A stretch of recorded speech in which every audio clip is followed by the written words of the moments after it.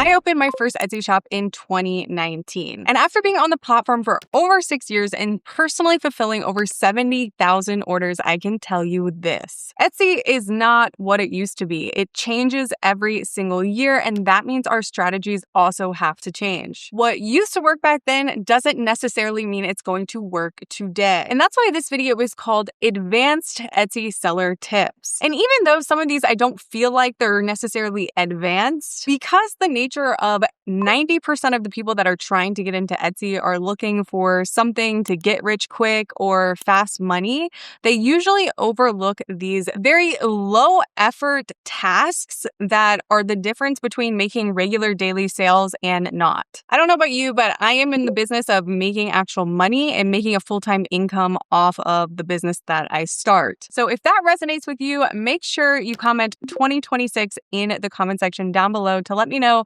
that you are in it to win it. So without further ado, let's get into number one. Top sellers understand that their time equals money, and that means that their effort needs to go to tasks that actually provide them a return on that investment of time. And throughout this video, I'm going to reveal the two things that make you the most money on Etsy. But before we do that, we need to understand these concepts first. A lot of times in the beginning, or maybe not even in the beginning, maybe you're a year into this thing, a lot of times what we tend to do, not really necessarily intentionally, is we invest time and energy into things, or we fixate over things about Etsy that really don't matter. Or we give priority to things that really should not be the top priority. And so what we end up doing is investing hours and hours and days of our weeks on things that are actually not yielding us the best outcome or the most money for our business. And so that's why tip number one is audit your time and your energy. And so I'm going to share three things, the three most common things that sellers will spend a lot of time and energy on. It really doesn't matter at all, or you're giving it way too much gravity and your energy and your time should be spent somewhere else. And so if you're someone doing one of these three things, do not beat yourself up because it's very, very common. I'm even guilty of it myself. And sometimes you just don't know what you don't know until someone tells you. And so that's why we make these videos. So the first thing that I see sellers spending a lot of energy and time on is getting really fixated on the Etsy algorithm and trying to understand where they are in the Etsy algorithm. So you might have a sales day where you get 3 sales, and then you might have a day where there's, 4 days where you don't get any sales and it's just crickets. And so what happens is or just in general, what we do is we start trying to figure out why that's happening, right? But something that you have to understand is that the ebbs and flow of Etsy are normal, right? Especially when you're in that first year mark, right? You might get a sale every single day for 2 weeks and then not get a sale for 3 days in a row. This is normal. And you can't actually analyze your sales in week over week or even day over day periods. You need to analyze your shop month over month. You need big data samples of time to see in a holistic view how your shop is performing month over month. Not day over day, not week over week. It's good to look at, of course, you're going to look at it, but it's not telling you anything significant, right? Those are normal occurrences. And so what you end up doing is researching, trying to figure out if Etsy's dead, going on Reddit forums, going in Facebook groups, trying to ask other people where their sales are at. And this is just an enormous waste of time. You might even be spending time trying to check your rank, which is not even something you can do in the Etsy search pages. You cannot actually check your rank, right? It's going to be different per every IP address on every computer, right? You might be ranked on page 1 in your zip code, but then ranked on page 10 in another zip code. So you can't actually check to see where you belong accurately. It doesn't tell you anything about what you're being judged on. And we're going to talk about later in the video what actually matters, what you're looking for in terms of judging your own listings, but it's not going to be what is the Etsy algorithm doing, trying to figure out if Etsy's crashing, if everyone else's sales are down, right? Because every shop is a different niche, attracting different customers. You cannot compare your shop to someone else's shop. This is just, like I said, an enormous waste of time and energy because you can't figure it out. You're trying to create a math problem that doesn't doesn't exist. There's no actual solution to it. You're just going to drive yourself insane and waste a lot of time and energy where you can't actually figure it out. All you can do as a seller is understand the holistic rules of the game of Etsy and play it to your best ability, which we're going to reveal that later, right? There's really only two things to play this game of Etsy. And if you're not getting hyper fixated on those two things, then all your other efforts anywhere else really just don't matter. Okay. So if you're doing that, that is potentially a huge waste of time and energy. The second thing that I see sellers do a lot is they automatically assume, right? This is one of the things that we make up in our minds, that keywords are the reason that they're not getting sales. And the reason why sellers love to fixate over keywords is because, well, one, it's a really easy thing to fix, right? If the solution to your low traffic problem or your low sales problem was just going in your listing and changing a few keywords, that would be exactly how it sounds. Really, really easy. And 90%, 95, 98% of the time, it is not because of your keywords. And we're going to talk about that later. It doesn't mean that keywords don't matter.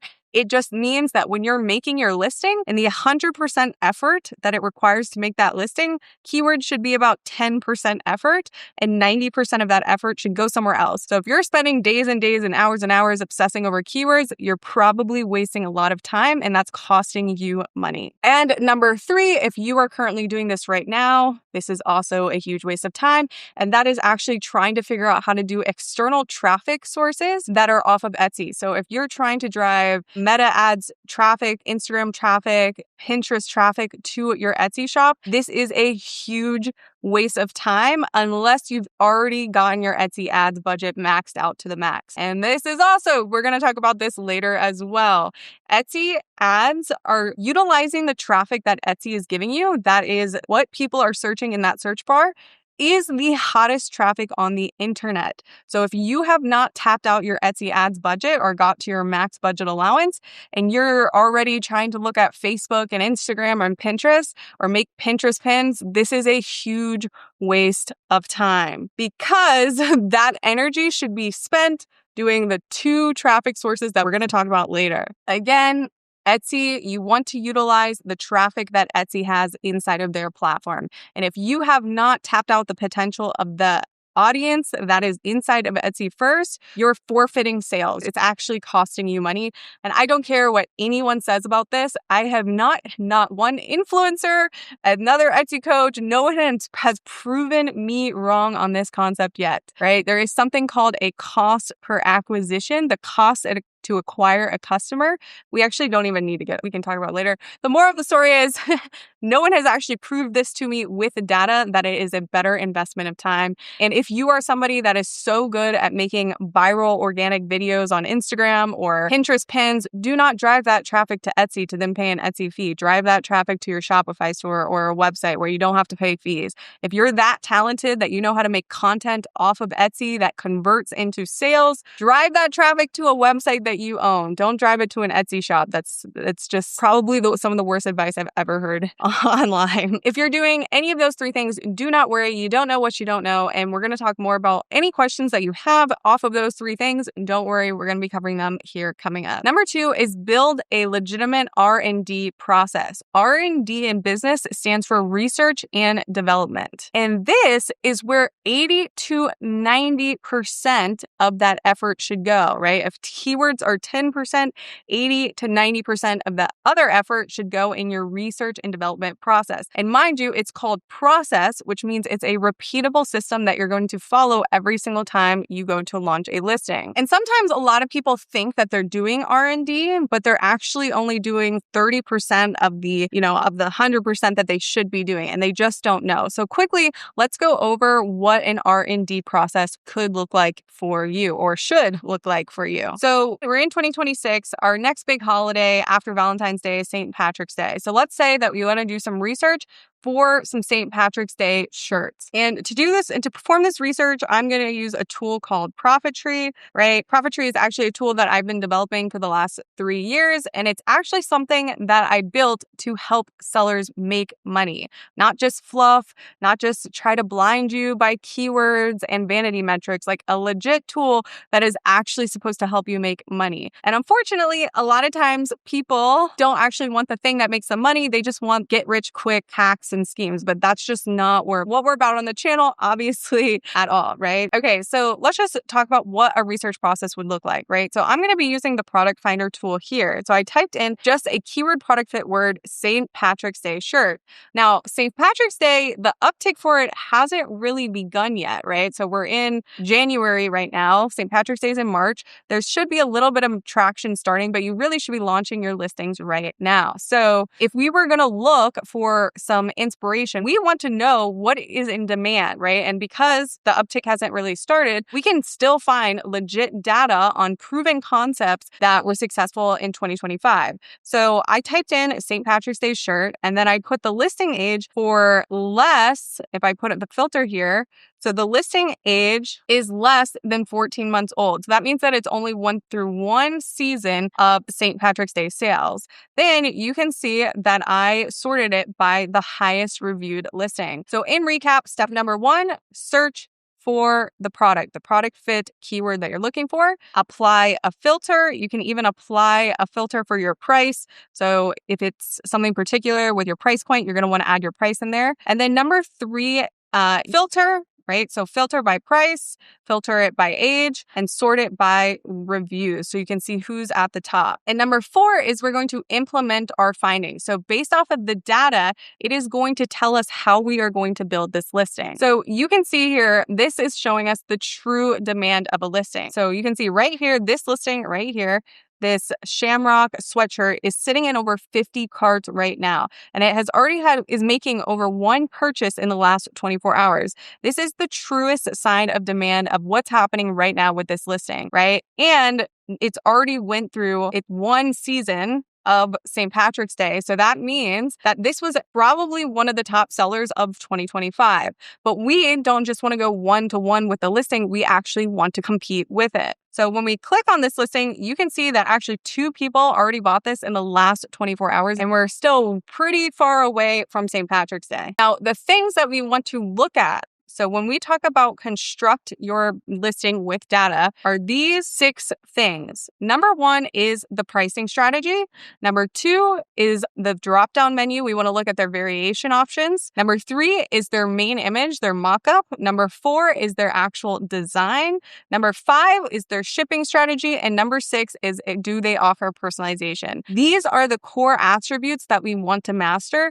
And it's in the minor tweaks of each one of these things that make you actually win, right? And so this is why keywords are not as important, because sometimes people will only take away, like, say, pricing and the shipping strategy, but they're not looking at the holistic thing of what makes this listing work. And I'm going to show you an example of this, exactly what I mean. So now in this research process, you need to identify what are those core attributes. So they're doing loss leader pricing, right? So on the pricing strategy, their drop-down menu has multi-product listings. So that means that in one drop-down menu, they can do a sweatshirt, t-shirt, a v-neck, right? So they're offering different products for one shirt, right? They don't offer personalization, and they're giving free shipping, probably to show the cheaper price on the front end, right? Loss leader pricing just means that, they're saying $7, but it's really not $7 because they have a drop-down menu with more expensive things to buy, right? This is all of the data that you want to take away. And what's really important here, really, really important. You can go 1-to-1 on the pricing, the drop-down menu, even use the same mock-up, but the actual design is the key to getting the click versus not. So why is this one have 2 people bought in the last 24 hours with good SEO?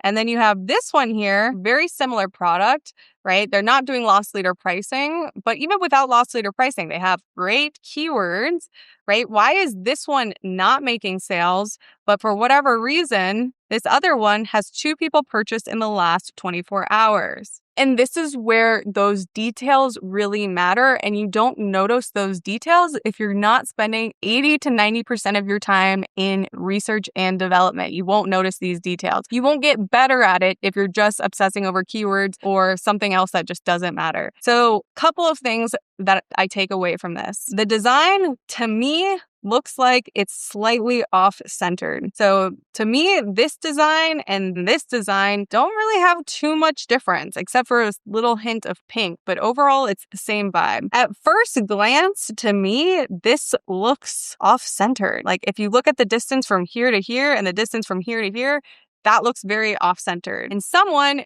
is going to notice that. If it looks off-centered in the mock-up, someone is not going to purchase that, right? This graphic here is also very clashing with the actual listing. To me, this graphic is hurting instead of helping, right? Because it's red and tan and it's just not positioned very well, right? They also don't have loss leader pricing and they do have multi-item listing, but that's about it. But if I had to guess on why this isn't working, it's probably because of that one little error and probably this right here. And they're basically ripping the other design without adding any other value with the price being more expensive. So if you're going to just kind of rip someone else, which I really don't recommend, they did change it a little bit, but for the most part, it's almost the same listing, in my opinion. And they didn't add new value. So if this had a personalization request on it, where you could put the year or a name or something like that, that could justify the $15 over the $6, even though the other one's not actually $6. It doesn't matter. It's the perception of what the person sees in the image. So because there's no new real value, it's going to lose every single time. And again, like I said, it's in these little details that are the difference between earning the click and the purchase versus not. And you can see in their title, they equally have great keywords in their titles, but why is one clearly doing well and one is not? In that step number 4 of implement your findings, again, what you're looking to do is meet or beat every single one of those key things. You want to try to beat their pricing, try to beat their design, add new value. If they're not offering personalization, can you offer personalization? If they're not offering more variation, can you offer more variation, right? You want to actually try to beat the person that you're going up against. And again, it's not that keywords don't matter. It's just you can give it to ChatGPT and it will write it for you in about 3 seconds. There's only so many ways for you to describe the actual thing that you're selling, right? And as long as you have all of those words exist in your listing somewhere, you're going to get indexed for it, right? I'm not saying don't put keywords in your listing, optimize them properly. It's just the easy thing to fix. It's the headline that gets a lot of clicks on YouTube videos. It's the thing that sells courses,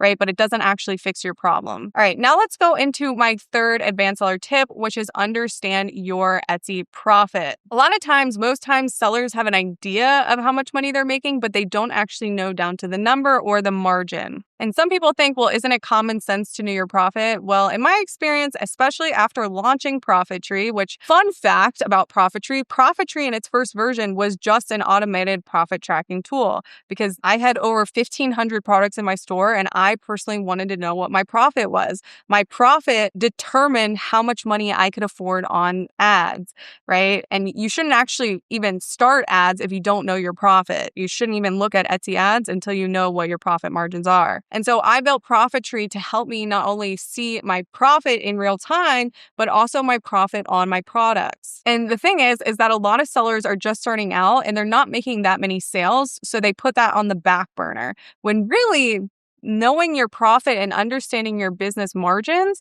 is the key to actually growing and making more money. Because a lot of times the listings that make you the most revenue aren't actually the listings or the products that make you the most money, the most profit. And something happens when you start profit tracking or when you start putting numbers besides anything, it holds you accountable to that thing. So you can say, Hannah, I make about 10 to 20 listings per month, right? But it actually comes to find out when you do the average for the year, you're only making 8 on average per month. Whereas if you actually track how many listings you're making per month, it holds you accountable to do that thing. So if you say that I actually want to make 20 listings per month, and every single month you have a data point that says you're only making 10 listings per month, right? It holds you accountable. So now it's very black and white if you're not hitting goals, right? Because you're not doing the thing that you said you did. It's really, really easy to get caught up in, I think I make this much money until you actually look at it. And so what you want to start getting used to is looking at this financial breakdown here inside of ProfitTree. So ProfitTree is going to break down your exact profit after all of your product costs, your Etsy fees, your marketing costs, everything, right? And so what this is showing you here is something called your operating profit percentage, right? So you actually want to know what percentage of profit you're making so you can hold yourself accountable to try to increase your profit margin and focus only on product opportunities that make you the highest profit margin. And when you get used to looking at your business like this pie chart here, it's going to hold you accountable to help you increase your margins, right? We also track things here like average order value. Historically, you want this going up over time. So people are spending more money with you, right? Your profit margin percentage, you want that going up month over month over month. Whereas other expenses like your ad costs, you want that to go down month over month over month, which brings me to number 4, which is the final thing that is probably the most advanced thing that you can do on Etsy. So as we said, I was going to reveal in the beginning the 2 things that drive an Etsy business forward. The 70 to 80 to even 95% for some shops, percent of your traffic comes from 2 efforts. Launching more listings to sell, right? So if you tapped out the shirt market, which would be really hard, right? Then you sell sweatshirts and then you sell mugs. If you are in the home decor space and you tapped out pillows, then you sell wall decor, then you sell placemats, right? So you launch more things to sell to attract different buyers, right? That you grow horizontally in that way. The second way that you ensure that you're scaling your shop to the max is by doing Etsy advertisement. Etsy ads allows you to spend a max budget of $1,000 a day. Now, you're never going to spend $1,000 a day, but it allows your budget to go that high. And if you are somebody that has not even touched Etsy ads or even started exploring profit margins and all of that stuff, well, profit margins comes first. Etsy ads is the second way to scale an Etsy shop, right? So there's 2 ways, like I said, that you play this game of Etsy in the way that Etsy wants you to play the game, right? So if Monopoly is a game, there's a set of rules that you play to abide by and you strategize to win. The strategy of Etsy is get your ads to the max and launch more things to sell. Everything else is noise. Everything else is noise. And if your Etsy ads are not scaled to the max, then you have not even explored what your shop is doing on the highest level. This does not mean to go blindly turn on your ads and waste money. I'm not saying that. In fact, I have a entirely free Etsy ads masterclass in the link in the description that you can actually check out how to run Etsy ads properly, right? If you're somebody that's like, I do social media for my Etsy, please comment it down below. Show me the numbers. Show me the numbers. If you could show me the numbers that it's real and you can actually prove it somehow with UTMs or tracking links that it actually does better than Etsy ads, I will believe you, but no one has actually shown it to me yet. But like I said, we could talk about Etsy ads for about another hour, but I have a full training in the description. Again, do not turn on Etsy ads if you don't know how to do it properly, if you don't know your marketing costs, but I wanted to at least give everything included in this video if you're really trying to be an advanced seller, right? My Etsy ads is always to the max and I'm constantly optimizing my ads. It's not just a set and a forget thing. You still need to optimize your ads, but that is the game of Etsy. Again, if you're going to focus on external traffic on social media with Meta or TikTok, go start a Shopify store. There's no reason for you to have an Etsy shop if you're going to master the art of making money on social media organically or paid, right? If you're that good at making content, drive the traffic to your own website, right? Etsy ads are being shown to the hottest traffic on the internet. That means the cost, what they're going to cost you is going to be the cheapest compared to anything else on the internet besides organic traffic. But again, if you're doing organic traffic, drive that traffic to your website. But overall, guys, I hope you enjoyed this video. Make sure if you're interested in learning about Etsy ads, that free course is down below. All right, guys, see you in the next video.